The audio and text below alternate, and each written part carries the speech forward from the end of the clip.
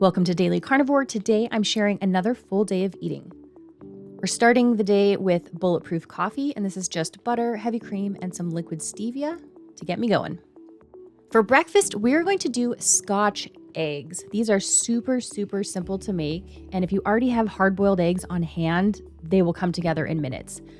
I buy breakfast sausage from Costco. This is just Jimmy Dean. I get it in bulk. I'm gonna make 4 eggs, so I am just taking 4 chunks of that sausage, putting in a small handful of grated cheese. Any cheese will do, grate your own if that's what you like. I'm just gonna incorporate this really well and then separate it out into 4 equal pieces.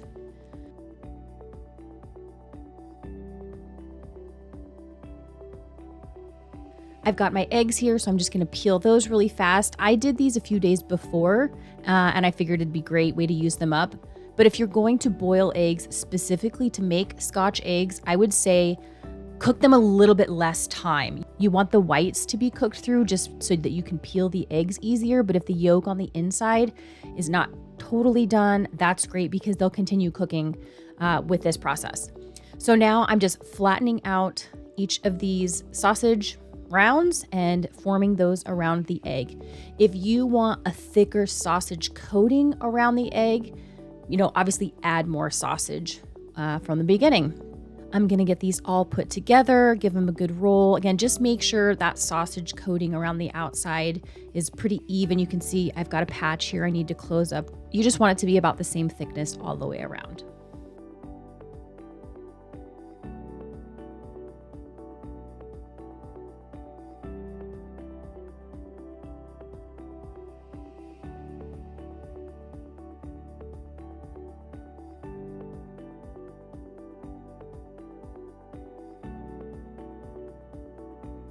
So these are all ready to go, and today I'm going to be cooking them in my air fryer. You could obviously do this in the oven as well. So I haven't ever actually cooked these in the air fryer, so I'm kind of winging it on this one, but they totally turned out just fine. Previously, I have only made these in the oven, but I am setting my air fryer, I think, to 400. That's as high as mine goes, so your settings might be different. And then I'm going to do 10 minutes to start, and I'm just gonna keep an eye on them. They don't actually end up going for the full 10 minutes. About halfway through, I'm just going to flip them over really quick, and you can already see how nice and crispy and just delicious they're looking. And then with about a minute left, I was kind of checking on them every so often, and those looked great to me, so I decided to go ahead and pull them.